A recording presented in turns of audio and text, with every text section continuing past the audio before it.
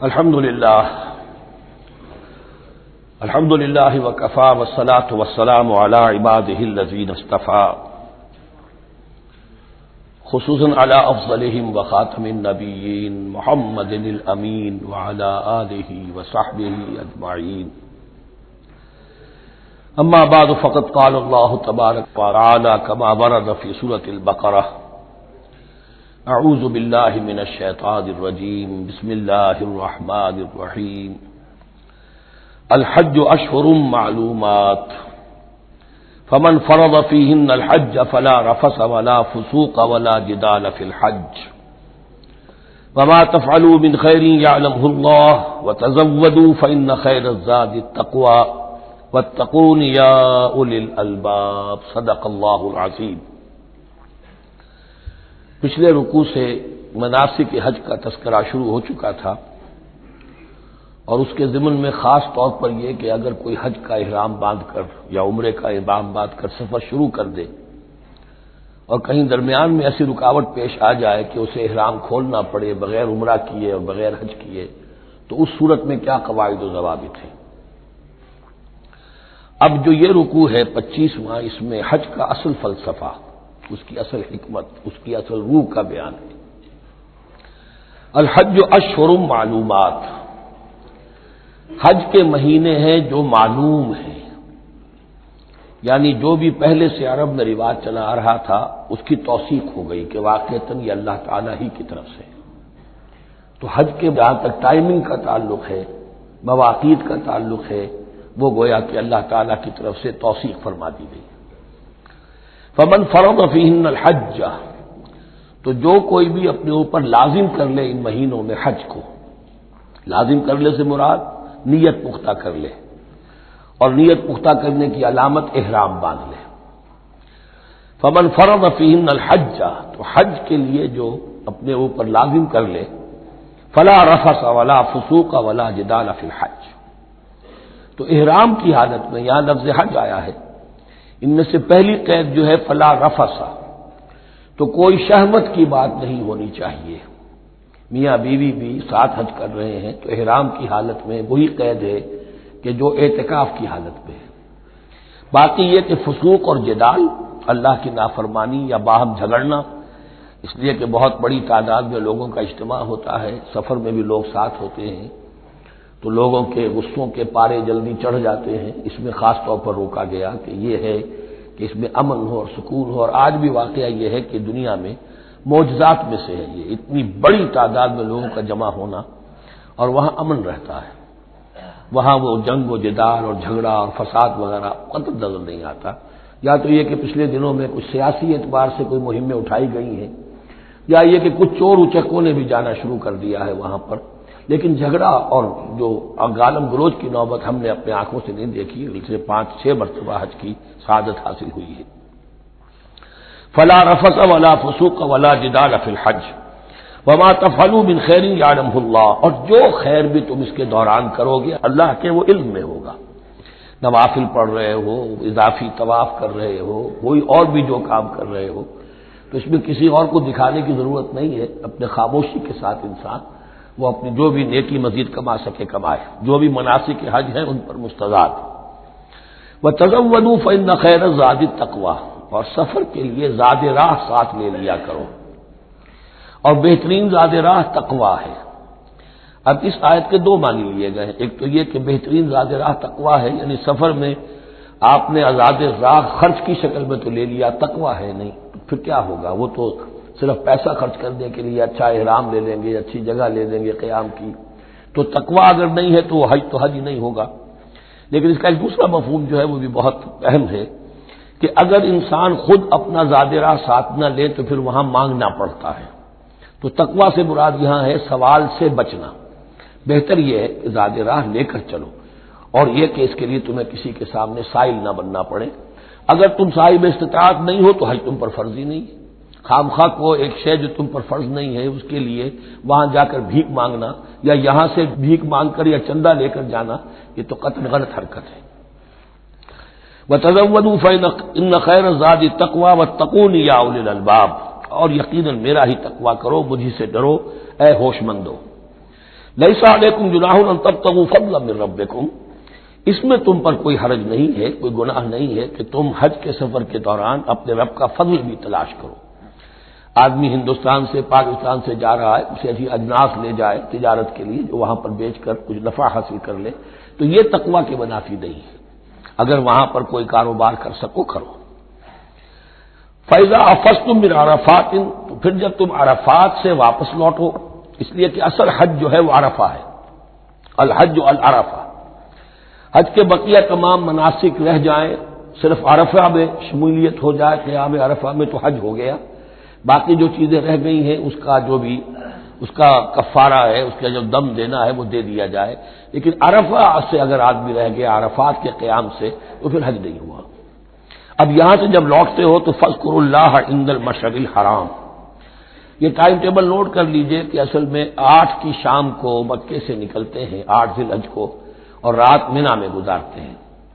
پھر 9 کا دن ہے اصل یوم عرفہ، 9 ذی الحج، صبح کو نکلتے ہیں، قافلے چلتے ہیں اور کہیں دوپہر تک، اور دوپہر سے بھی ہو سکتا ہے تاخیر ہو جائے، لیکن کوشش ہوتی ہے کہ ظہر سے پہلے پہنچ جایا جائے، لیکن ظہر اور عصر دونوں ملا کر پڑھ لی جائیں عرفات میں داخل ہونے سے پہلے۔ اس لیے جو مسجد ہے عرفات کے میدان سے ملحق وہ عرفے کے اندر شامل نہیں ہے، وہ اس کی حدود سے باہر ہے، تو اصل اس کا افضل یہی ہے کہ ظہر اور عصر ملا کر وہاں پڑھی جائیں، اور اس کے بعد سے غروب آفتاب تک قیام ہے، وہ عرفات کا قیام ہے، اس میں کوئی نماز نہیں، یعنی جو روایتی جو عبادت ہے اس کے سب دروازے بند۔ اب تو اگر دعا کی آپ کے اندر ایک روح پیدا ہو چکی ہے، اپنے رب سے ہم کلام ہو سکتے ہیں، اور آپ کو حلاوت مناجات حاصل ہو گئی ہے، تو دعا مانگتے رہیے، بس یہی ہے دعا۔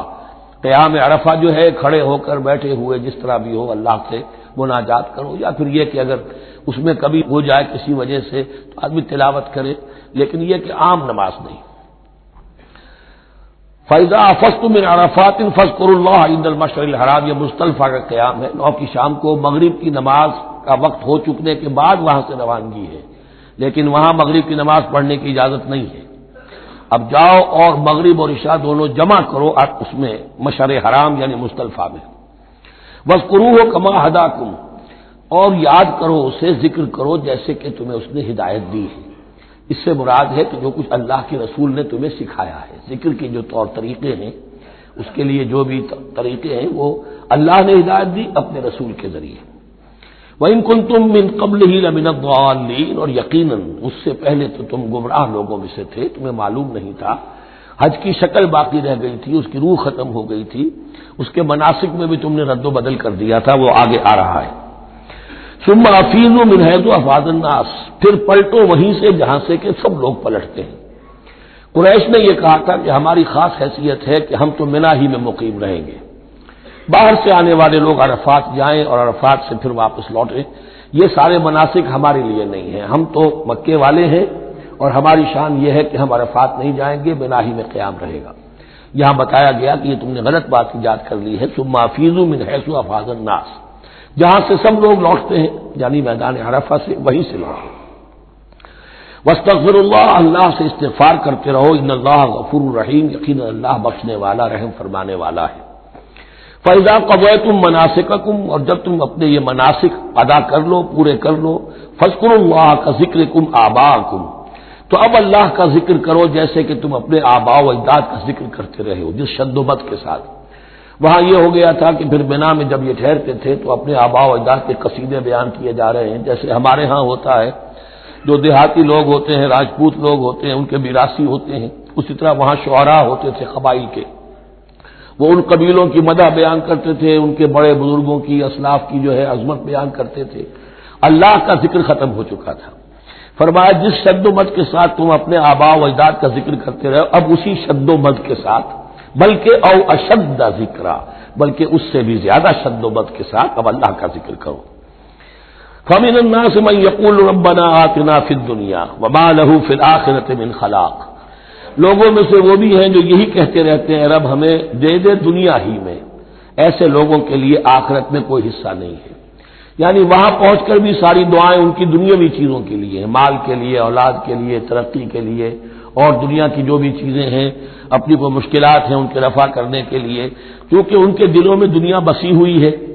اشربوا فی قلوبہم الدنیا، ان کے دلوں میں جیسے بنی اسرائیل کے دلوں میں بچڑے کا تقدس ملا دیا گیا تھا اور محبت، اسی طرح ہمارے دلوں میں دنیا کی محبت ہے، تو وہاں جا کر بھی دنیا ہی کی دعائیں ہیں۔ فَمِنَ النَّاسِ مَن يَقُولُ رَبَّنَا آتِنَا فِي الدُّنْيَا وَمَا لَهُ فِي الْآخِرَةِ مِنْ خَلَاقٍ، ظاہر بات ہے ایسے لوگوں کے لیے پھر آخرت میں کوئی حصہ نہیں ہے۔ وَمِنْهُم مَن يَقُولُ، اور ان میں سے وہ بھی ہے جو یہ کہتے ہیں ربنا آتنا فی الدنیا حسنۃ وفی الآخرۃ حسنۃ وقنا عذاب النار، پروردگار ہمیں اس دنیا میں بھی خیر عطا فرما اور آخرت کا بھی خیر عطا فرما اور ہمیں بچا لے آگ کے عذاب سے۔ اب دنیا کا خیر جو ہے سب سے بڑا وہ ایمان ہے، ہدایت ہے۔ دنیا کا کوئی خیر نہیں ہے جب تک کہ اس کے ساتھ ہدایت اور ایمان نہ ہو، تو سب سے پہلے انسان ایمان طلب کرے، پھر اس کے ساتھ اللہ تعالیٰ دنیا میں کشادگی دے دے، رزق میں بھی کشائش دے دے تو ٹھیک ہے، کوئی بری بات نہیں، اچھی بات ہے، لیکن یہ کہ اصل شے کیا ہے؟ ایمان اور استقامت۔ اولئک لہم نصیب مما کسبوا، یہاں یہ لفظ بہت اہم ہے، ان کے لیے حصہ ہوگا اس میں سے جو انہوں نے کمایا۔ محض یہ دعا کرنے سے یہ دعا جو ہے یہ کافی نہیں ہو جائے گی۔ اول تو یہ نوٹ کر لیجئے یہی وہ دعا ہے جو رکن یمانی سے لے کر جو بھی ہر چکر ہوتا ہے اس کا طواف کا، تو رکن یمانی سے لے کر حجر اسود تک کا جو دورہ ہے، اس میں یہ دعا مانگی جاتی ہے، ربنا آتنا فی الدنیا حسنۃ وفی الآخرۃ حسنۃ وقنا عذاب النار۔ اولئک لہم نصیب مما کسبوا، ان کے لیے حصہ ہے اس میں سے جو انہوں نے کمایا۔ اچھا، اس میں سے جو انہوں نے کمایا، اس میں سے کہ وہ تو سارا ملنا چاہیے، لیکن بندے کو ڈرتا رہنا چاہیے کہ ممکن ہے اس میں سے کسی مسئلے میں میری نیت میں کوئی فساد آ گیا ہو، ممکن ہے اس میں سے میرے کسی عمل کے اندر کوئی کمی رہ گئی ہو، کوئی کوتاہی رہ گئی ہو، اس لیے یہ نہ سمجھ لے کہ جو بھی کچھ کیا ہے اس کا اجر لازماً ملے گا۔ مما کسبوا، جو انہوں نے کمایا ہے اس میں خلوص ہے، اس میں بے رعائی ہے، اس میں تمام جو بھی اس کے آداب اور شرائط ہیں ملحوظ رکھے گئے ہیں، تو ان کو اس کا حصہ ملے گا۔ واللہ سریع الحساب، اور اللہ تعالیٰ کو حساب چکانے میں دیر نہیں لگتی، بہت جلدی حساب کر لے گا۔ اب تو ہمارے سامنے نقشے موجود ہے، کمپیوٹرز ہیں، کتنی جلدی حساب ہو جاتا ہے، تو اللہ کے ہاں تو پتہ نہیں کیسا سپر کمپیوٹر ہوگا کہ اسے حساب نکالنے میں دیر نہیں لگے گی۔ وَاذْكُرُوا اللَّهَ فِي أَيَّامٍ مَّعْدُودَاتٍ، اور ذکر کرو اللہ کا گنتی کے چند دنوں میں۔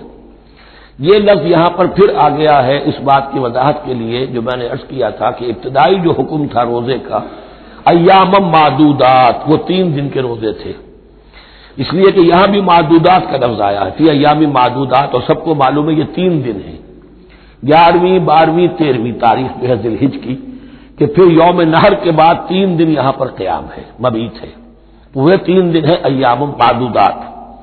فمن تعجل فی یومین، تو جو کوئی 2 دن ہی میں جلدی سے واپس آ جائے فلا اسم علیہ، یعنی 3 دن پورے نہیں کرتا، 2 دن ہی میں واپسی کو اختیار کر لیتا تو کوئی گناہ اس پر نہیں ہے۔ ومن تأخر، اور جو پیچھے رہے یعنی 3 دن کی مقدار پوری کر لے فلا اسم علیہ لمن اتقى، تو اس پر بھی کوئی گناہ نہیں، لیکن شرط ہے تقوی۔ جو 2 دن میں چلا گیا تقوی تھا تو بھی اللہ تعالیٰ کے ہاں اس کا اجر محفوظ ہے، جو 3 دن رہا تقوی ہے، تیسرے دن اس نے کچھ اور ہی حرکتیں نہ شروع کر دی ہوں، جی اکتایا ہوا ہے اور طبیعت کے اندر جو ہے وہ ٹھہراؤ نہیں ہے، تو وہ تیسرا دن اس کے لیے کچھ خاص مفید نہیں ثابت ہوگا، لیکن یہ کہ اصل شے جو ہے اللہ کے ہاں جو چیز کے شرط لازم ہے قبولیت کے لیے وہ تقوی ہے۔ لمن اتقى واتقوا الله واعلموا انکم الیہ تحشرون، اور اللہ کا تقوی اختیار کرو اور یہ مستحضر رکھو اپنے ذہن میں کہ تمہیں اسی کی جانب جمع کر دیا جائے گا، تم سب کے سب ہانک کر لے جاؤ گے اسی کی جناب میں۔ وَمِنَ النَّاسِ مَن يُعْجِبُكَ قَوْلُهُ فِي الْحَيَاةِ الدُّنْيَا، اب یہ منافقین میں سے ایک گروہ کا خاص ایک تذکرہ ہو رہا ہے۔ ایک منافق تو ہوتے تھے کہ جو عام ہیں، ان کی زبانوں پر بھی نفاق واضح طور پر ظاہر ہو جاتا تھا، اور ایک قسم کے منافق وہ ہوتے تھے بڑے چاپلوس، چرب زبان، کہ ان کی گفتگو دیکھیے تو وہ تو بڑے مخلص ہیں اور بڑے ہی فداکار ہیں اور بڑے ہی آپ کے ساتھ ان کا تعلق جو ہے وہ نیک نیتی پر مبنی ہے، ان کی زبانیں جو ہیں معلوم ہوتا ہے کہ اس میں تو سب گھی شکر گھلا ہوا ہے، لیکن یہ کہ ان کا کردار انتہائی خراب ہوتا ہے، اور پھر وہ جب واپس جاتے ہیں باتیں کرنے کے بعد یا باتیں بنانے کے بعد تو ان کا کردار جو ہے وہ فساد پر مبنی ہوتا ہے۔ وَمِنَ النَّاسِ مَن يُعْجِبُكَ قَوْلُهُ فِي الْحَيَاةِ الدُّنْيَا، اور لوگوں میں سے ایسے بھی ہیں جن کی باتیں تمہیں بڑی اچھی لگتی ہیں دنیا کی زندگی میں، وَيُشْهِدُ اللَّهَ عَلَى مَا فِي قَلْبِهِ، اور وہ اللہ کو بھی گواہ ٹھہراتا رہتا ہے، میں جو کچھ کہہ رہا ہوں اللہ جانتا ہے، میں خلوص سے کہہ رہا ہوں، میں بالکل اپنی نیک نیتی سے کہہ رہا ہوں، اللہ جانتا ہے۔ وَهُوَ أَلَدُّ الْخِصَامِ، حالانکہ فی الواقع وہ دشمن ہے بہت سخت، الد بہت شدید، اور خصام خصم دشمن کے لیے آتا ہے۔ وَإِذَا تَوَلَّى، جب وہ پیٹھ موڑ کے جاتا ہے، سعى فِي الْأَرْضِ، اب وہ زمین میں جو بھاگ دوڑ کرتا ہے، لِيُفْسِدَ فِيهَا، اس میں فساد مچائے، وَيُهْلِكَ الْحَرْثَ وَالنَّسْلَ، اور ہلاک کرے، کہیں کسی کی کھیتی جلا دی، کہیں کسی کا کوئی جانور جو ہے وہ ختم کر دیا، مار دیا۔ وَاللَّهُ لَا يُحِبُّ الْفَسَادَ، اللہ تعالیٰ کو فساد بالکل پسند نہیں ہے۔ وَإِذَا قِيلَ لَهُ اتَّقِ اللَّهَ، جب ایسے شخص سے کہا جاتا ہے کہ تو اللہ کا خوف کرو، اللہ سے ڈرو، تم باتیں ایسی کرتے ہو، عمل تمہارا یہ ہو رہا ہے، سوچو تو صحیح۔ أَخَذَتْهُ الْعِزَّةُ بِالْإِثْمِ، تو اس کو اپنی عزت نفس، جھوٹی عزت نفس گناہ پر اور جما دیتی ہے۔ ایک شخص وہ ہوتا ہے جس سے خطا ہو گئی، غلطی ہو گئی، اس نے اپنی خطا تسلیم کر لی تو اصلاح کر لے گا۔ ایک وہ ہے کہ جو کیسے مان لوں میری غلطی ہے، اس کی جھوٹی انا جو ہے اور جو اس کی جھوٹی عزت نفس ہے وہ اسے اور گناہ کے اوپر چپکا دیتی ہے۔ أَخَذَتْهُ الْعِزَّةُ بِالْإِثْمِ، اس کو اور اس پر جامد کر دیتی ہے۔ فَحَسْبُهُ جَهَنَّمَ، تو اس کے لیے تو اب کافی ہے جہنم ہی۔ وَلَبِئْسَ الْمِہَادُ، اور یقیناً وہ بہت برا ٹھکانہ ہے۔ روایات میں آتا ہے کہ یہ شخص خاص تھا اخنس ابن شریق، اس کا یہ کردار ہے، لیکن یہ کہ یہ تو یوں سمجھیے کہ شان نزول کے اعتبار سے یہ بات ٹھیک ہے، اور یہ کہ تعویل خاص میں اس کو بھی سامنے رکھیں گے، لیکن یہ بھی وہی ہے، کردار ہے، یہ کردار ہر جگہ آپ کو ملے گا۔ اصل میں کردار کو پہچاننا چاہیے اور اس کے حوالے سے اللہ تعالیٰ سے ہدایت طلب کرنی چاہیے کہ اس کردار سے اللہ تعالیٰ ہمیں اپنی حفظ ایمان میں رکھے۔ وَمِنَ النَّاسِ مَن يَشْرِي نَفْسَهُ ابْتِغَاءَ مَرْضَاتِ اللَّهِ، قرآن کا یہ عام اسلوب ہے کہ تقابل ضرور کرتا ہے، فوری تقابل، تو اس میں لوگوں میں سے وہ بھی ہیں جو اپنے آپ کو بیچ دیتے ہیں اللہ کی رضا جوئی کے لیے، اپنا تن من دھن، ان صلاتی و نسکی و محیای و مماتی للہ رب العالمین۔ ومن الناس من یشری نفسہ ابتغاء مرضات اللہ واللہ رؤوف بالعباد، اور اللہ اپنے ایسے بندوں کے حق میں بہت شفیق ہے۔ ظاہر بات ہے جس نے یہ ارادہ کر لیا ہو، نیت کر لی ہو، کبھی ایسے شخص سے بھی کوئی کوتاہی ہو سکتی ہے، حالات ہو سکتے ہیں عارضی سے، کبھی جذبات میں آ کر کوئی غلط قدم اٹھ گیا، اللہ پھر معاف فرمائے گا، بڑی شفقت کے ساتھ معاف فرمائے گا۔ طے کر لے انسان، ایک سیدھا راستہ یہی بن جائے، ان صلاتی و نسکی و محیای و مماتی للہ رب العالمین، تو پھر یہ ہے کہ کوئی تیز دوڑے گا، کوئی آہستہ چل سکے گا، مختلف صلاحیتوں کے لوگ ہوتے ہیں، اس میں فرق و تفاوت رہے گا، لیکن جس نے یہ عزم کر لیا ہے اللہ تعالیٰ ان کے حق میں بہت شفیق ہے۔ یا ایھا الذین آمنوا ادخلوا فی السلم کافہ، اے اہل ایمان اسلام میں داخل ہو پورے کے پورے۔ یہ گویا کہ وہ بات اب کہی جا رہی ہے کہ جس کا ریورس یا کانورس ہم بنی اسرائیل کے ساتھ جو خطاب تھا اس میں پڑھ چکے ہیں۔ افتؤمنون ببعض الکتاب وتکفرون ببعض، کیا تم ہماری کتاب، ہمارے دین، ہماری شریعت کے ایک حصے کو مانتے ہو اور ایک کو رد کر دیتے ہو؟ فما جزاء من يفعل ذلك منكم الا خزي في الحياة الدنيا ويوم القيامة يردون الى اشد العذاب، تو جو کوئی بھی تم میں سے یہ روش اختیار کرے گا اس کی کوئی سزا اس کے سوا نہیں ہے کہ دنیا میں ذلت اور خواری ان پر مسلط کر دی جائے اور قیامت کے دن شدید ترین عذاب میں جھونکیے۔ اس کو مثبت پیرائے میں مسلمانوں سے کہا جا رہا ہے یا ایھا الذین آمنوا ادخلوا فی السلم کافہ، ریزرویشنز کے ساتھ نہیں، ایکسیپشنز کے ساتھ نہیں، اللہ کی بندگی تو کرنی ہے، اس معاملے میں نہیں، اللہ کے حکم تو ماننا ہے لیکن یہ حکم نہیں میں مان سکتا، یہ ایک کی بھی نفی جو ہے وہ گویا کہ کل کی نفی ہو جائے گی۔ ادخلوا فی السلم کافہ، ٹیک اٹ اور لیو اٹ، یہ پیکج ڈیل ہے، اس میں جزوی بات نہیں ہو سکتی۔ ولا تتبعوا خطوات الشیطان، اور دیکھو شیطان کے قدموں کی پیروی نہ کرو، اس کے نشانات راہ جو ہیں، اس کے نشانات قدم جو ہیں ان کی پیروی نہ کرو۔ انہ لکم عدو مبین، وہ تو یقیناً تمہارا بڑا کھلا دشمن ہے۔ فإن زللتم من بعد ما جاءتكم البينات، پھر اگر تم پھسل گئے اس کے بعد بھی کہ تمہارے پاس یہ واضح تعلیمات آ چکی ہیں، فاعلموا ان اللہ عزیز الحکیم، تو جان لو کہ اللہ تعالیٰ پھر زبردست ہے۔ اس میں دھمکی کا پہلو آ گیا کہ پھر اللہ کی جو ہے پکڑ سخت ہوگی، حکیم بھی ہے، اس کی پکڑ میں بھی حکمت ہے۔ اگر یہ پکڑ نہ ہو تو ظاہر بات ہے کہ پورا نظام جو ہے دین کا وہ پھر بالکل ایک بے منطقی، اگر اللہ کی طرف سے کسی گناہ پر پکڑ ہی نہیں ہے تو پھر یہ آزمائش کیا ہوئی؟ پھر جزا و سزا کا کیا سوال؟ پھر جنت اور دوزخ کا کیا معاملہ؟ هل ينظرون الا ان ياتيهم الله في ظلل من الغمام والملائكة وقضي الامر۔ ایک جو نفس انسان کو پٹی پڑھاتا ہے وہ تو یہ ہے کہ دین کا یہ حصہ تو آرام سے کرتے رہو، جو میٹھا وہ حق اور جو کڑوا ہے وہ تھو۔ دوسری پٹی یہ پڑھاتا ہے کہ ابھی ذرا یہ ٹھیک ہے کہ اللہ کا حکم ہے، یہ بھی حکم ہے، دین کا یہ بھی تقاضا ہے، ابھی ذرا ذمہ داریاں ہیں، ابھی ذرا بچوں کے معاملات ہیں، بچے برسر کار ہو جائیں، بچیوں کے ہاتھ پیلے ہو جائیں، میں ذرا ریٹائرمنٹ بھی لے لوں تو پھر یہ مکان بنا لوں، پھر میں اپنے آپ کو دین کے لیے پھر خالص کر لوں گا، دین کے لیے پھر میں وہی کام کروں گا۔ یہ سب سے بڑا دھوکہ ہے، وہ وقت کبھی نہیں آتا۔ اسی لیے فرمائے کس شے کا انتظار کر رہے ہیں؟ هل ينظرون الا ان ياتيهم الله في ظلل من الغمام، کہ اللہ تعالیٰ آ جائے بادلوں کے سائبانوں میں، والملائکۃ اور فرشتے آ جائیں، وقضی الامر اور پھر فیصلے چکا دیا جائے گا۔ کیا معلوم کب وہ گھڑی آ جائے، یہ مہلت امت تو اچانک ختم ہو سکتی ہے۔ پوری دنیا کی قیامت بھی جب آئے گی اچانک آئے گی، اور ہر شخص کی ذاتی قیامت تو اس کے سر کے اوپر تلوار کی طرح لٹکی ہوئی ہے کہ من مات فقط قامت قیامت، جو مر گیا اس کی قیامت تو آ گئی۔ کیا تمہارے پاس گارنٹی ہے یہ سارے کام کرو گے تب تک زندہ رہو گے اور پھر بھی تمہارے جسم میں کوئی توانائی، کوئی رمق باقی رہ جائے گی کہ دین کا کوئی کام کر سکو؟ تو جان لو تم کس چیز کا انتظار کر رہے ہو سکتا ہے اچانک اللہ کی طرف سے مہلت ختم ہو جائے، اسٹاپ رائٹنگ، 3 گھنٹے ہو گئے، بس اب جو لکھ لیا، اب آگے تمہارے پاس مہلت نہیں ہے۔ وَإِلَى اللَّهِ تُرْجَعُ الْأُمُورُ، اور یقیناً تمام معاملات اللہ ہی کی طرف لوٹا دیے جائیں گے۔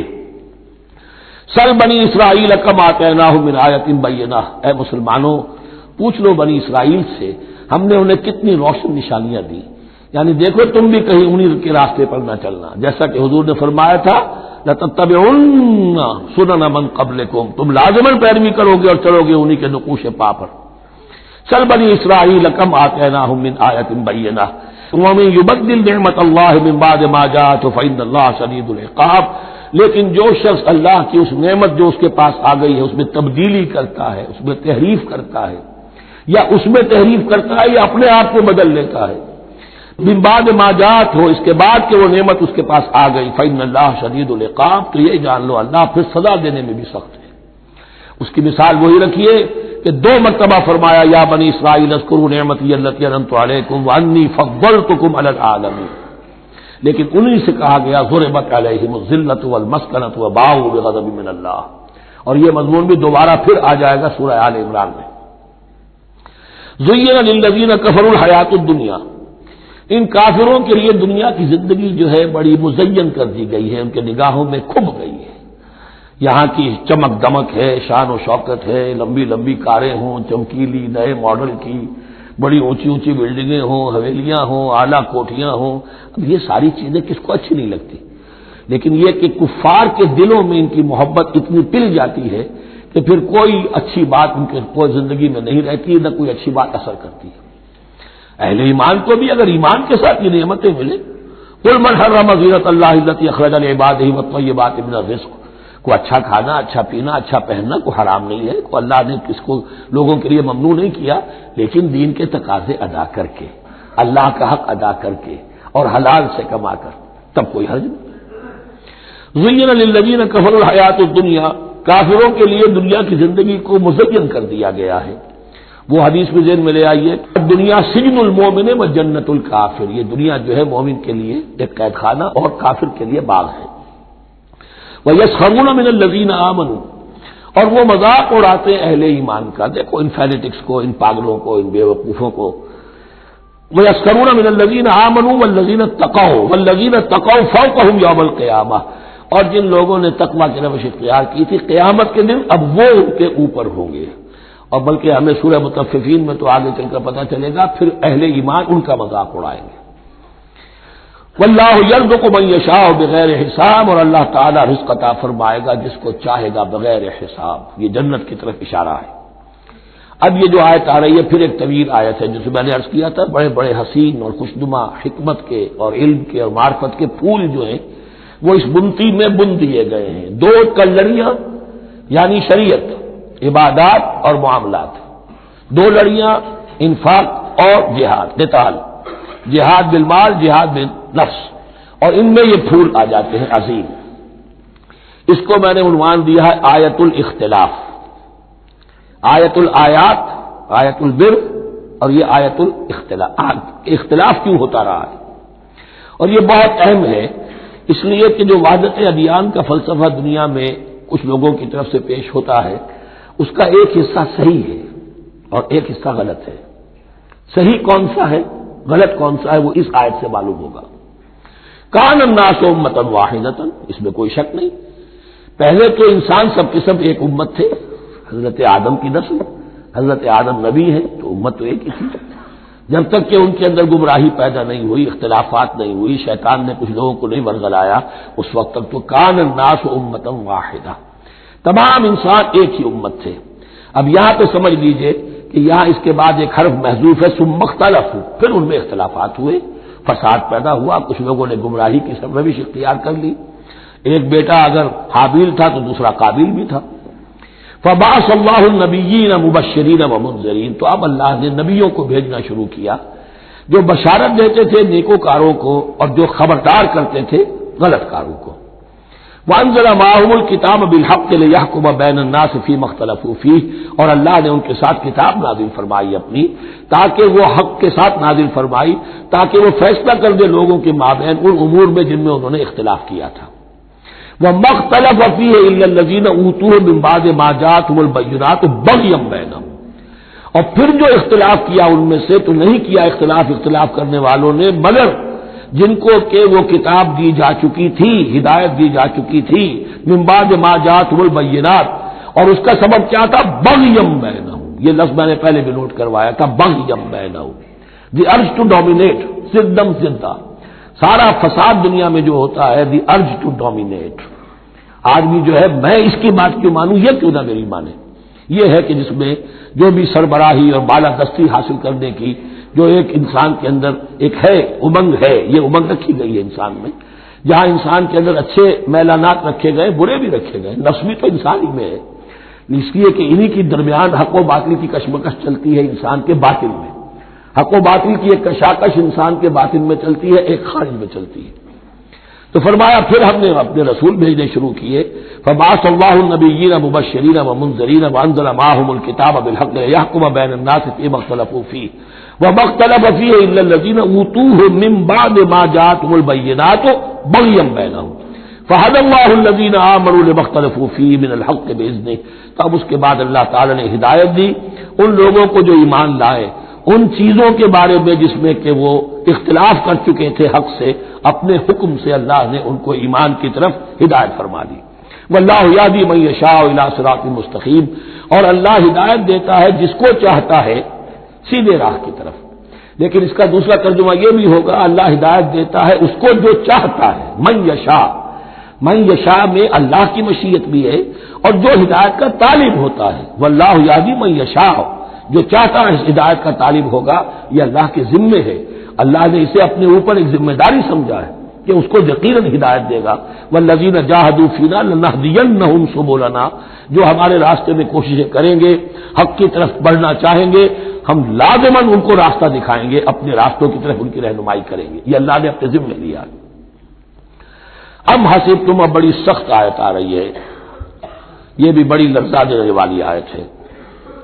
اب دیکھیے صحابہ کرام میں سے ایک بڑی تعداد تھی کہ جو مکے کی سختیاں جھیل کر آئے تھے، مہاجرین، ان کے لیے تو اب جو بھی مراحل آئندہ آنے والے تھے وہ کوئی ایسے ثقیل نہیں تھے، ایسے مشکل نہیں تھے، وہ سختیاں تو وہاں نہیں انہوں نے جھیلنی تھی کہ جو کہ مکے میں مہاجرین نے جھیلی تھی۔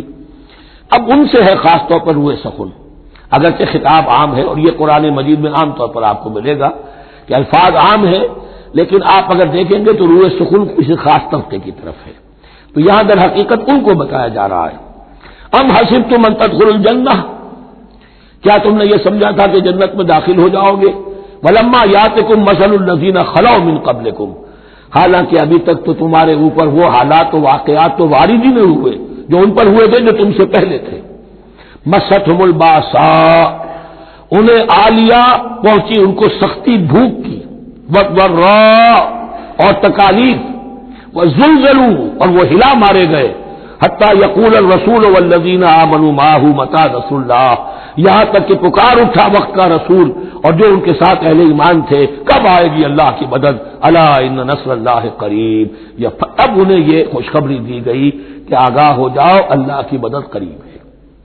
یعنی اللہ آزماتا ہے، یہ وہی بات ہے جو اس سے پہلے آ چکی ہے 19ویں رکوع میں بالکل شروع میں، وَلَنَبْلُوَنَّكُمْ بِشَيْءٍ مِّنَ الْخَوْفِ وَالْجُوعِ وَنَقْصٍ مِّنَ الْأَمْوَالِ وَالْأَنفُسِ وَالثَّمَرَاتِ، ہم لازماً آزمائیں گے۔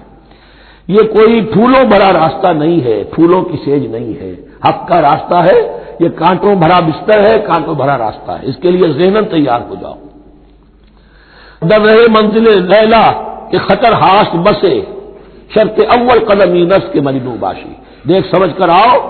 ام حسبتم ان تدخلوا الجنة ولما يأتكم مثل الذين خلوا من قبلكم مستهم البأساء والضراء وزلزلوا حتى يقول الرسول والذين آمنوا معه متى نصر الله ألا إن نصر الله قريب۔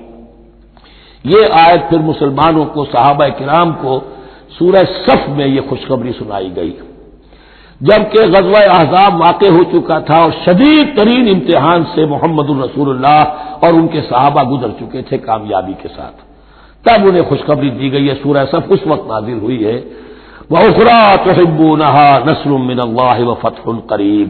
اب تمہارے لیے وہ خوشخبری ہے، اے نبی بشر المومنین، اپنے اہل ایمان ساتھیوں کو بشارت دے دیجئے کہ اب وہ وقت آ گیا ہے کہ اللہ کی نصرت کے دروازے کھلتے چلے جائیں گے۔ یسألونک ماذا ينفقون، یہ آپ سے پوچھ رہے ہیں کہ وہ کیا خرچ کریں، جو انفاق کے لیے کہا جا رہا ہے کیا خرچ کریں۔ تو انسان جو بھی بھلائی کے لیے خرچ نکالے اس میں سب سے پہلا حق کن کا ہے؟ قل ما انفقتم من خیر، کہہ دیجئے جو بھی تم خرچ کرو خیر میں سے، دولت میں سے، مال اسباب میں سے، فللوالدین، سب سے پہلا جو حق ہے وہ والدین کا ہے، والاقربین اور رشتہ داروں کا ہے، والیتامى اور یتیموں کا ہے، والمساکین اور محتاجوں کا ہے، وابن السبیل اور مسافر کا ہے، وما تفعلوا من خیر فإن اللہ بہ علیم، اور جو بھی خیر تم کماؤ گے، جو کام بھی اچھا کرو گے، جان لو وہ اللہ کے علم میں ہے۔ یہ ضرورت نہیں ہے کہ دنیا واقف ہو اس سے، تمہیں اگر اللہ سے لینا ہے تو اللہ تو رات کے اندھیرے میں بھی دیکھ رہا ہے، اور تمہارے داہنے ہاتھ میں جو کچھ دیا ہے بائیں کو پتہ نہیں چلا تو اللہ کو تو پھر بھی پتہ چل گیا۔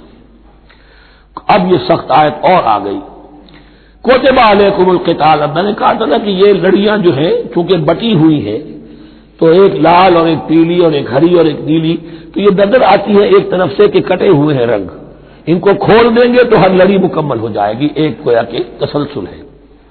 کتب علیکم القتال وہو کرہ لکم، مسلمانوں اب تم پر جنگ فرض کر دی گئی ہے اور وہ تمہیں گراں گزر رہی ہے۔ یہ مضمون اصل میں اس سے پہلے سورہ محمد نازل ہو چکی ہے اور اس میں قتال کی فرضیت آ چکی ہے، اس کا نام سورۃ القتال بھی ہے، لہذا اس کے حوالے سے کچھ لوگ جو ہے وہ پریشان ہو رہے تھے، اور میں نے آپ سے عرض کیا تھا منافقین بھی یہی کہتے تھے کہ بھائی صلح جوئی سے کام لو، بس دعوت و تبلیغ کے ذریعے سے لوگوں کو ٹھیک راستے پر لاؤ، یہ جنگ ونگ جو ہے لڑائی بھڑائی اس میں تو بہت خرابی ہے، یہ کوئی اچھا کام تو نہیں ہے۔ اب یہاں یہ ہے کہ فرض کیا جا رہا ہے اللہ کی راہ میں جنگ کرنا، تو اس حوالے سے کہا جا رہا ہے، تو اس میں جہاں منافقین کہتے تھے جن مسلمانوں کا ایمان قدر کمزور تھا وہ منافق تو نہیں تھے، لیکن یہ کہ ایمان اتنا پختہ نہیں تھا، ابھی تازہ ایمان لائے تھے، مدینے کے اندر ابھی وہ ایمان لائے ہیں، ان کی تربیت کے مراحل ابھی گزرے ہی نہیں، تو ان میں سے بھی بعض لوگوں کے دلوں میں اب انقباض پیدا ہو رہا تھا۔ کتب علیکم القتال وہو کرہ لکم، تم پر اب دیکھیے کتبہ کا لفظ آ گیا ہے، کتب علیکم الصیام، کتب علیکم القصاص فی القتلى، کتب علیکم اذا حضر احدکم الموت ان ترک خیرا الوصیہ، وصیت کا حکم آیا کتبہ، روزے کا حکم آیا کتبہ، اسی طریقے سے فرضیت قتال ہے۔ کتب علیکم القتال وہو کرہ لکم، وہ تمہیں بری لگ رہی ہے، وعسیٰ ان تکرہوا شیئا، اور ہو سکتا ہے کہ تم کسی شے کو ناپسند کرو، وہو خیر لکم، حالانکہ اسی میں تمہارے لیے خیر ہو، وعسیٰ ان تحبوا شیئا وہو شر لکم، اور ہو سکتا ہے کہ تم کسی چیز کو پسند کرو ذرا حالانکہ وہ تمہارے لیے شر ہو، واللہ یعلم وانتم لا تعلمون، اللہ جانتا ہے تم نہیں جانتے۔ تم اپنی عقل پر ایمان نہ رکھو، تم اللہ کی وحی پر ایمان رکھو، تم اللہ کے رسول پر ایمان رکھو، جس وقت کے لیے جو حکم موضوع تھا اس وقت وہ حکم تھا، کفوا ایدیکم، 14 برس تک تمہیں قتال سے منع کیا گیا، اب فرض ہو رہا ہے قتال، اب تمہارے لیے لازم وقت کا جو ہے امر الحال کو پہچانو. واللہ یعلم وانتم لا تعلمون یسألونک عن الشہر الحرام قتال فیہ. اب جب جنگ کا حکم شروع ہو گیا تو اب وہ پوچھتے تھے کہ یہ جو مہینے حرمت والے ہیں، حج کا ہے، عمرے کا ہے، تو اس میں جنگ کرنا کیسا ہے؟ اس لیے کہ سیرت میں یہ واقعہ آتا ہے، وقت نہیں ہے تفصیل سے میں بیان کر سکوں کہ نخلا کی وادی میں ایک مقابلہ ایسا پیش آ گیا تھا کہ وہ رجب کا مہینے کا بھی دن تھا اور اس میں ہی کوئی قتال ہو گیا، مسلمانوں کے ہاتھوں ہوا یا مسلمانوں کے اوپر ایسی سچویشن ہو گئی کہ انہیں مجبوراً وہ کام کرنا پڑا. اس پر شور اٹھا دیا، دیکھو ان لوگوں کا کیا حال ہے، بنے پھرتے ہیں اللہ والے، رسول والے، دین والے، آخرت والے، اور ان کا حال یہ ہے کہ یہ حرمت والے مہینے کو انہوں نے بٹا لگا دیا، اس میں جنگ کی ہے. یہ اصل میں ان حضرات کی طرف سے گویا کہ اللہ تعالیٰ اپنے ان مومن بندوں کی طرف سے خود صفائی پیش کر رہے ہیں. یسألونک عن الشہر الحرام قتال فیہ، یہ پوچھتے ہیں آپ سے حرمت والے مہینوں میں قتال کا حکم. قل قتال فیہ کبیر، کہہ دیجیے ہاں حرمت والے مہینے میں جنگ کرنا بہت بڑی بات ہے، یعنی بہت بڑا گناہ ہے، لیکن وصد عن سبیل اللہ وکفر بہ والمسجد الحرام واخراج اہلہ منہ اکبر عند اللہ.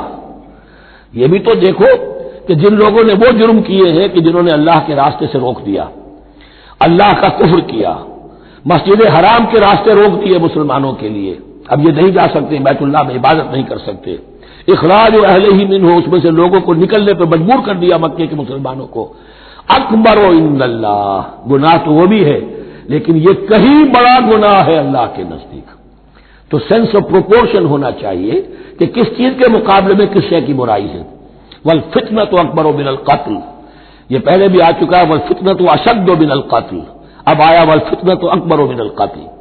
فتنہ ہر وہ کیفیت ہے جس میں صاحب ایمان کے لیے ایمان پر قائم رہنا اور اسلام پر عمل کرنا مشکل ہو جائے. آج کا پورا معاشرہ فتنہ ہے، اسلام پر عمل کرنا مشکل ہے. بدماشی کے راستے کھلے ہوئے ہیں، حرام خوری کے راستے کھلے ہوئے ہیں، حلال عقل حلال دانتوں پسینہ آئے تو شاید نصیب ہو. شادی کے نکاح کے راستے بند کیے ہوئے ہیں، یہ شرطیں ہیں اور یہ شرطیں ہیں اور یہ شرطیں ہیں اور یہ ہے اور یہ چیزیں ظالمی ہیں، اور زنا کے راستے کھلے. جائیے جس معاشرے کے اندر جب غلبہ باطل کا ہوگا حق پر چلنا ممکن نہیں رہے گا. وہ جو باطل کا غلبہ ہے وہ سب سے بڑا فتنہ ہے. والفتنہ تو اکبر من القتل، فتنہ جو ہے بہت بڑی شے ہے قتل کے مقابلے میں. ولا یزالون یقاتلونکم حتی یردوکم عن دینکم ان استطاعوا، اور سن لو یہ لوگ تم سے جنگ کرتے رہیں گے یہاں تک کہ لوٹا دیں تمہیں اپنے دین سے، اگر وہ کر سکتے ہوں. وہ تو تلے ہوئے ہیں اس پر کہ تمہیں لوٹا کر لے جائیں گے اپنے دین سے. یہاں اشارہ ہو رہا ہے مشرکین مکہ کی طرف، کیونکہ اب یہ تمہید چل رہی ہے سورہ بقرہ کے اندر غزوہ بدر کے لیے. اب اس کے بعد غزوہ بدر ہونے والا ہے، اس کے لیے ذہنی تیاری. ولا یزالون یقاتلونکم حتی یردوکم عن دینکم ان استطاعوا، وہ تو اپنی سے کوشش کرتے رہیں گے کہ تمہیں تمہارے دین سے پھرا کر لوٹا کر واپس لے جائیں اگر ان میں طاقت ہے. ومن یرتد منکم عن دینہ، اور سن لو جو بھی کوئی تم میں سے پھر گیا، مرتد ہو گیا اپنے دین سے، فیمت، اور اسی حالت میں اس کی موت آ گئی، وہو کافر، کہ وہ کافر ہی تھا، فاولئک حبطت اعمالهم فی الدنیا والآخرہ، تو یہ وہ لوگ ہوں گے کہ جن کے تمام اعمال دنیا اور آخرت میں حبط ہو گئے. پہلے کتنے ہی نیکیاں کی ہوئی تھیں، کتنے ہی نمازیں پڑھی ہوئی تھیں، کتنا ہی جو ہے انفاق کیا تھا، صدقات دیے تھے، کچھ بھی کیا، سب کا سب زیرو ہو جائے گا. وَأُولَٰئِكَ أَصْحَابُ النَّارِ هُمْ فِيهَا خَالِدُونَ، اور وہ ہوں گے جہنم والے اور رہیں گے اس میں ہمیشہ ہمیشہ. ان الذين آمنوا والذين هاجروا وجاهدوا في سبيل الله اولئك يرجون رحمت اللہ واللہ غفور رحیم. یقیناً وہی لوگ جو ایمان لائے اور جنہوں نے ہجرت کی اور جہاد کیا اللہ کی راہ میں، یہ وہ لوگ ہیں جو اللہ کی رحمت کے امیدوار ہیں. بڑا لطیف طنز ہے ان پر. جا رہے ہیں حرام کے راستے پر، اللہ رحمت فرمائے گا. اللہ رحمت نہیں فرماتا، اللہ کی رحمت کا مستحق بننا پڑتا ہے. اللہ کی رحمت کا مستحق وہی ہے. ان الذین آمنوا والذین ہاجروا وجاہدوا فی سبیل اللہ اولئک یرجون رحمت اللہ. وہ امیدوار ہیں اللہ کی رحمت کے، وہ امید کرے تو ان کی امید بجا ہے۔ واللہ غفور الرحیم، اور یقیناً اللہ تعالیٰ غفور الرحیم ہے۔ یسألونک عن الخمر والمیسر، اب دیکھیے یہاں سے شریعت کا جو بلو پرنٹ اب تیار ہونا شروع ہوا، کچھ احکام پہلے آ چکے اور کچھ احکام اب آ رہے ہیں، تو بیچ بیچ میں یہ لڑیاں جو ہے کٹی ہوئی ہیں۔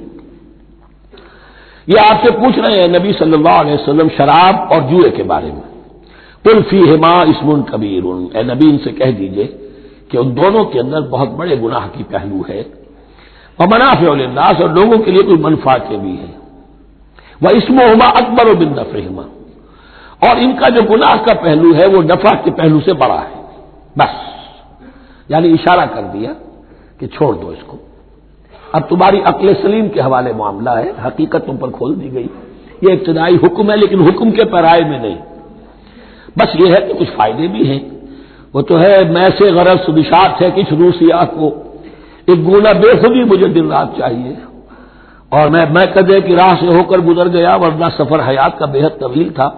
یہ حکمت سمجھ لیجئے کہ جوئے میں اور میسر میں کیا چیز مشترک ہے کہ دونوں کو جمع کیا گیا۔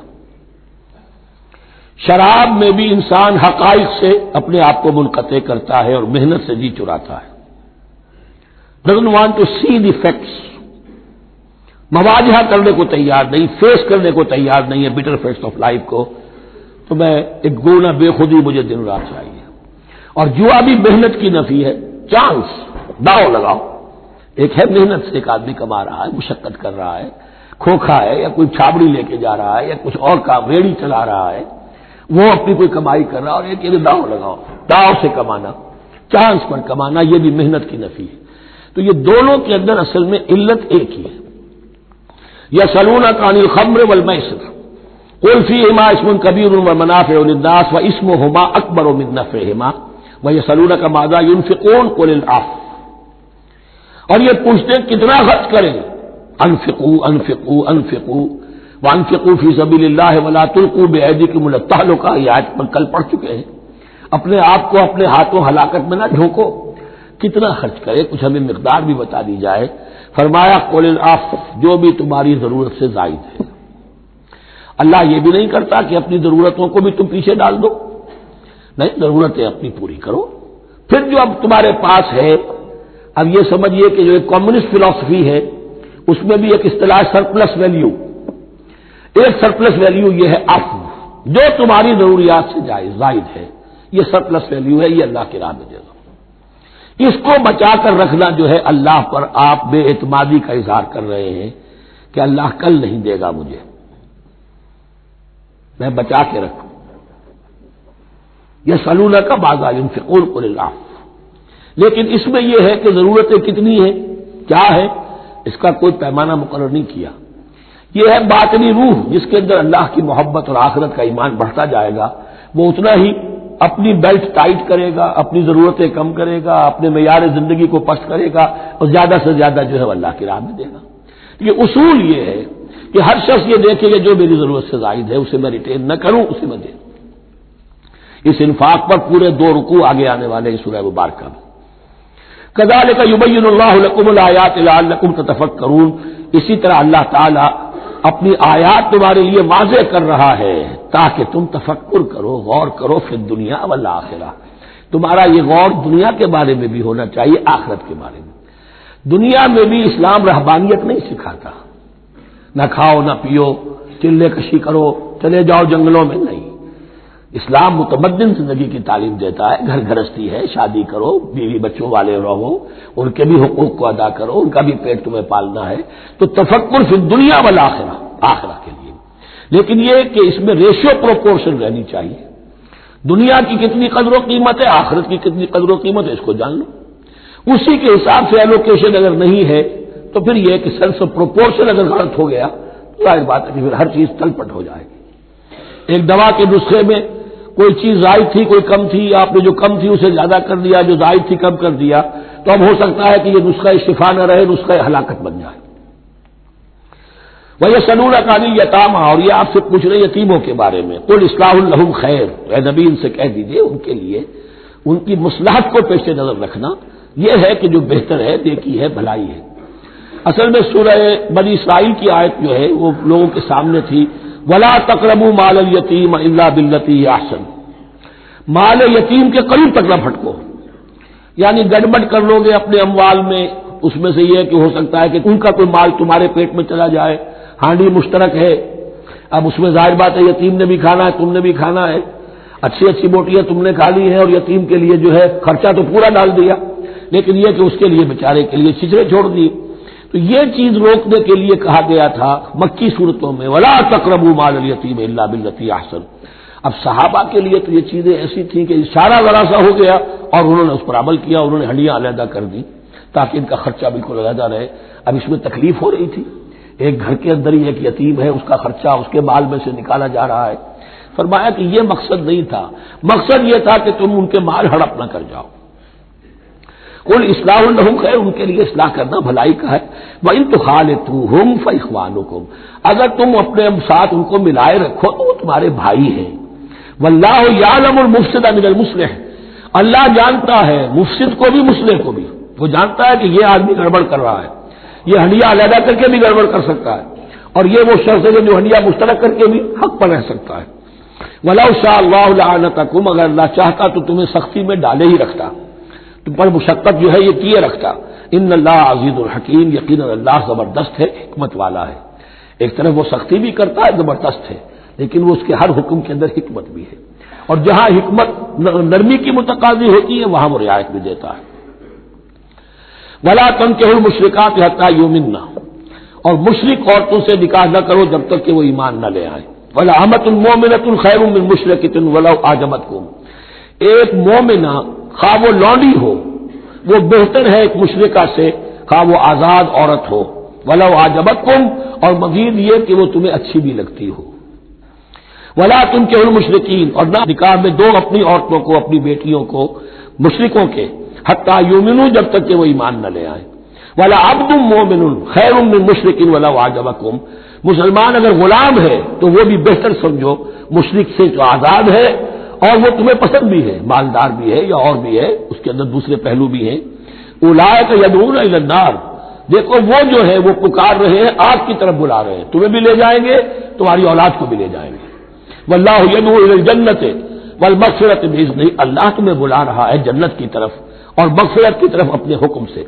وَيُبَيِّنُ آیاتہ للناس لعلہم یتذکرون، اور اللہ اپنی آیات واضح کر رہا ہے لوگوں کے لیے تاکہ وہ نصیحت اخذ کریں۔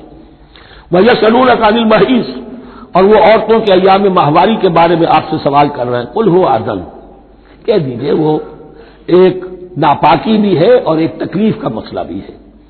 فَاعْتَزِلُوا النِّسَاءَ فِي الْمَحِيضِ، تو حیض کی حالت میں اگر تمہاری بیویاں ہوں تو ان سے علیحدہ رہو، مقاربت نہ کرو۔ وَلَا تَقْرَبُوهُنَّ حَتَّى يَطْهُرْنَ، اور ان سے مقاربت نہ کرو یہاں تک کہ وہ پاک ہو جائیں۔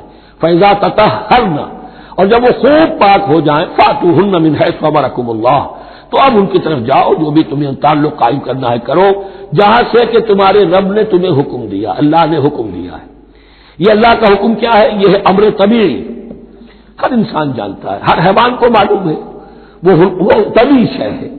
لیکن یہ کہ اب عورتوں کے ساتھ بھی اگر انسان جو ہے وہ لواطت کا فعل شروع کر دے، قوم عمل لوط، تو ظاہر بات ہے کہ عمل قوم لوط تو وہ چیز جو ہے غلط ہے، وہ حرام ہے۔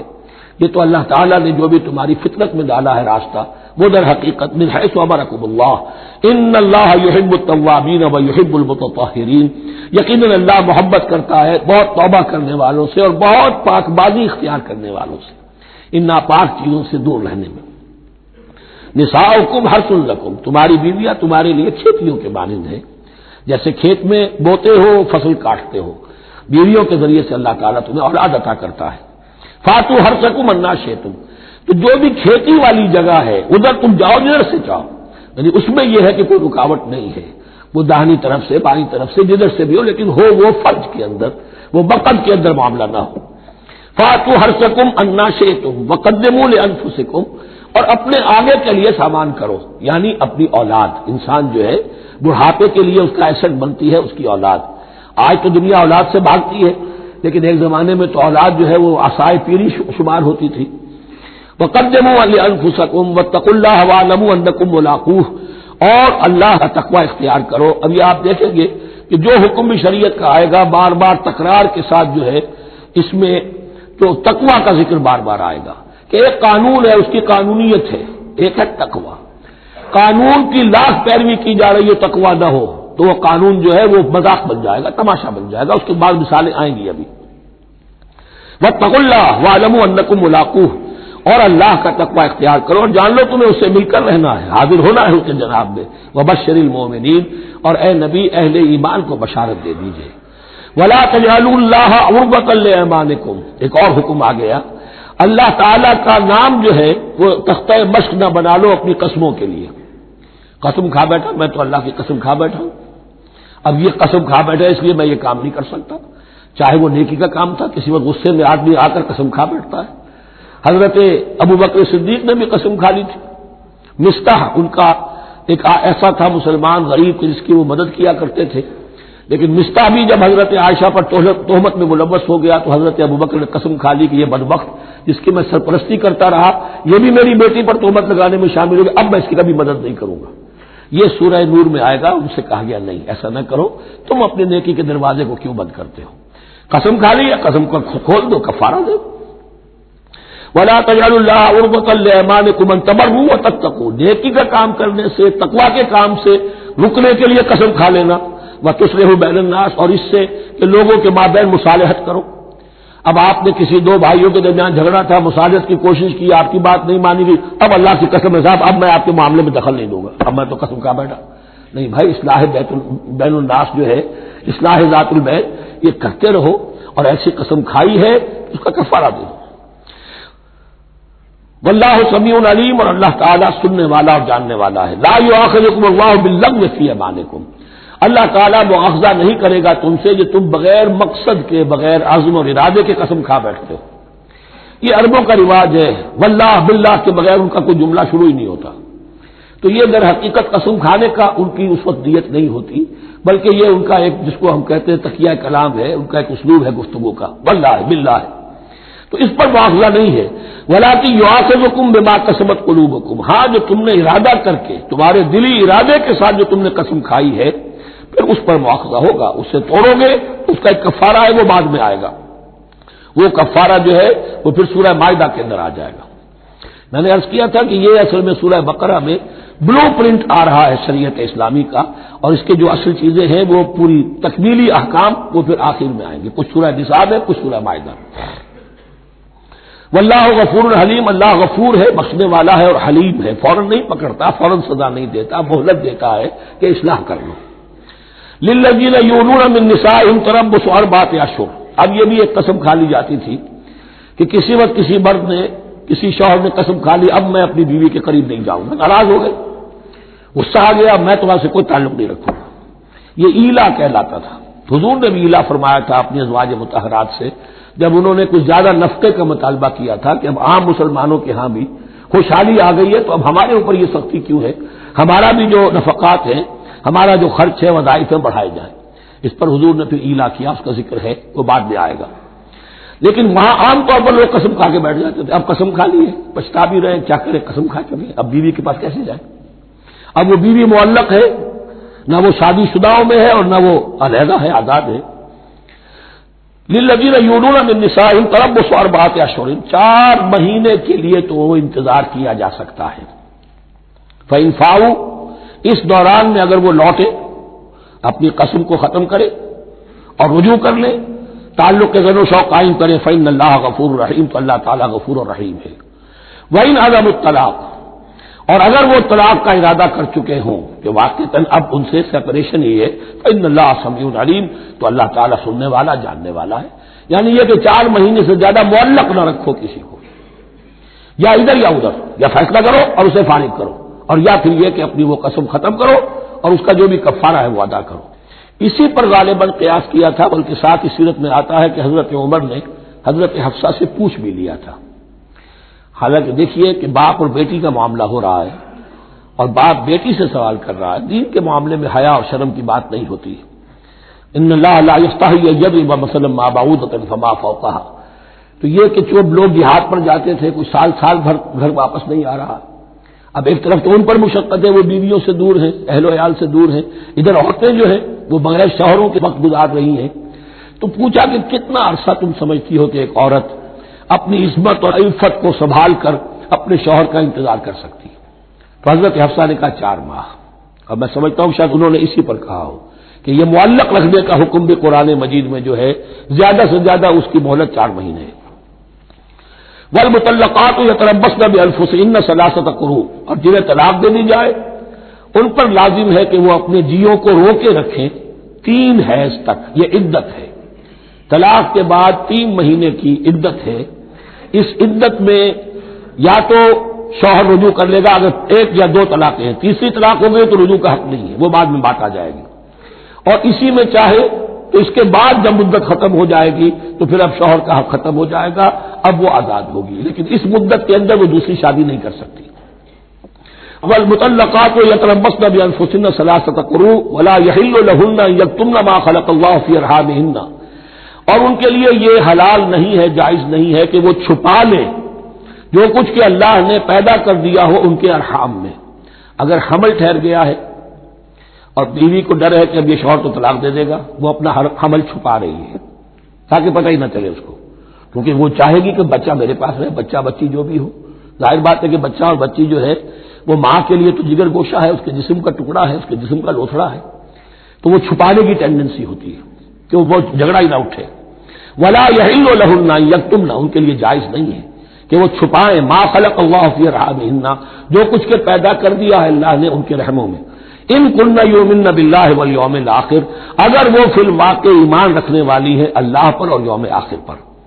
وبعولتهن احق بردهن في ذلك ان ارادوا اصلاحا، اور یہ جو عدت کی مدت ہے اس میں ان کے شوہروں کو حق حاصل ہے، زیادہ حقدار ہے کہ انہیں لوٹا لیں. اسے رجعت کہتے ہیں، رجوع کیا جا سکتا ہے عدت کے اندر لیکن تیسری طلاق کے بعد نہیں. پہلی طلاق، دوسری طلاق، اس کے بعد دونوں میں جو عدت ہوگی اس میں رجوع کر سکتا ہے شوہر، اس کا اختیار ہے. بیوی کو نہ کہنے کا اختیار نہیں ہے کہ اب تم طلاق دے چکے ہو، اب میں تمہاری بات ماننے کو تیار نہیں ہوں، اس کا اسے حق نہیں ہے. اسے پھر وہ مرد کا جو حق ہے وَبَعُولَتُهُنَّ أَحَقُّ بِرَدِّهِنَّ، وہ زیادہ حقدار ہے کہ انہیں لوٹا لے. فی ذالک، اس مدت کے اندر ان ارادوا اصلاحا، اگر وہ واقعتاً اصلاح ہی چاہتے ہیں. وَلَهُنَّ مِثْلُ الَّذِي عَلَيْهِنَّ بِالْمَعْرُوفِ، اور ان کے لیے حقوق ہیں جو کہ مناسبت سے ہیں ان کی ذمہ داریوں کے. وَلِلرِّجَالِ عَلَيْهِنَّ دَرَجَةٌ، اور مردوں کو ان پر ایک درجہ فوقیت کا، ایک درجہ فضیلت کا، ایک درجہ حقوق کا حاصل ہے. واللہ عزیز الحکیم، اور اللہ زبردست ہے اور حکمت والا ہے. یہ آیت اصل میں اس زمانے میں بہت مس انٹرپریٹ ہوئی ہے اور بعض مترجمین نے بھی ترجمہ غلط کیا ہے. یعنی اس کا یہ ترجمہ کردہ لہن مثل الذی علیہن، ان کے بھی حقوق مردوں پر ویسے ہی ہیں جیسے مردوں کے حقوق ہیں ان پر. تو یہ تو مساوات ہو گئی، اور مساوات جو اسلامی شریعت میں مرد اور عورت کے درمیان، شوہر اور بیوی کے درمیان نہیں ہے. مراد کیا ہے؟ لام اور اعلیٰ کا جو استعمال ہوتا ہے عربی میں، لام کسی کے حق کے لیے اور اعلیٰ کسی کی ذمہ داری کے لیے. لہن ان کے لیے حقوق ہیں، مثل الذی علیہن جیسے کہ ان پر ذمہ داریاں ہیں. اللہ تعالیٰ نے جیسے ذمہ داری مرد پر ڈالی ہے ویسے حقوق اس کو دیے ہیں. جیسی ذمہ داری عورت پر ڈالی ہے اس کی مناسبت سے کورسپونڈنگلی پروپورشنیٹ جو ہے اس کو بھی حق دے دیے ہیں. اور اس بات کو کھول دیا مساوات کہاں سے آئے گی جب کہہ دیا وَلِلرِّجَالِ عَلَيْهِنَّ دَرَجَةٌ، اور مردوں کو ان پر ایک درجہ حاصل ہے، فوقیت کا درجہ حاصل ہے. واللہ عزیز الحکیم، اب یہ تمہیں پسند ہو تب بھی اور ناپسند ہو تب بھی اللہ تعالی عزیز ہے، حکیم ہے، وہ سب کچھ جاننے والا ہے اور وہ زبردست ہے، جو چاہے حکم دے، اور حکیم ہے، حکمت والا ہے، اس کا حکم حکمت پر مبنی ہے. بارک اللہ لی ولکم فی القرآن العظیم ونفعنی وإیاکم بالآیات والذکر الحکیم.